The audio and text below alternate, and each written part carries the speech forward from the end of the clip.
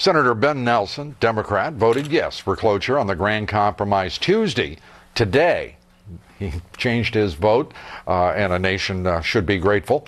The senator lobbied by the Bush administration and this morning by the president himself.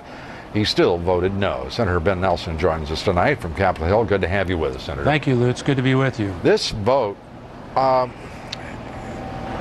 it was supposed to be close. It was overwhelming at the end. Despite intensive lobbying by the administration, business interests, principally in the form of the U.S. Chamber of Commerce, by ethnocentric interests, obviously immigration lawyers, the Catholic Church. What happened?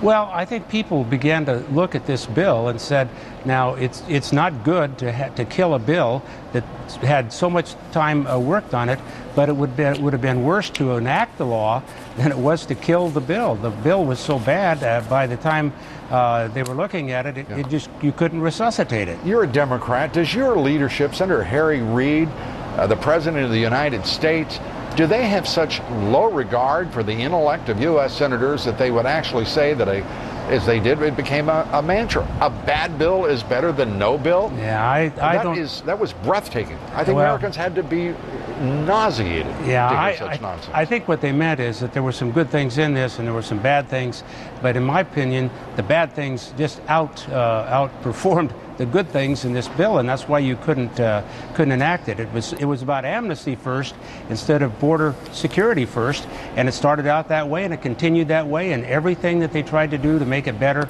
in many cases, just made it worse.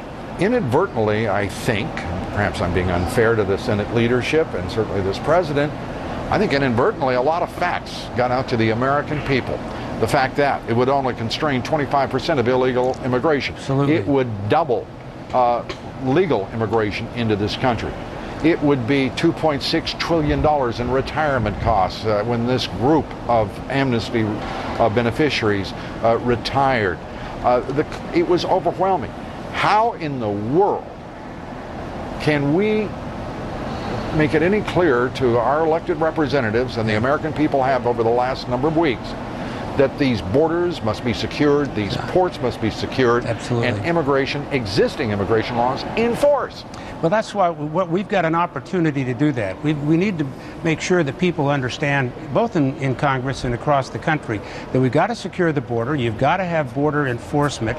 We can deal with the problem of legal immigration and getting that straightened out. Right now, the Department of Homeland Security can't even renew passports in time or issue passports for Canada or for Mexico. So our government is right now an embarrassment.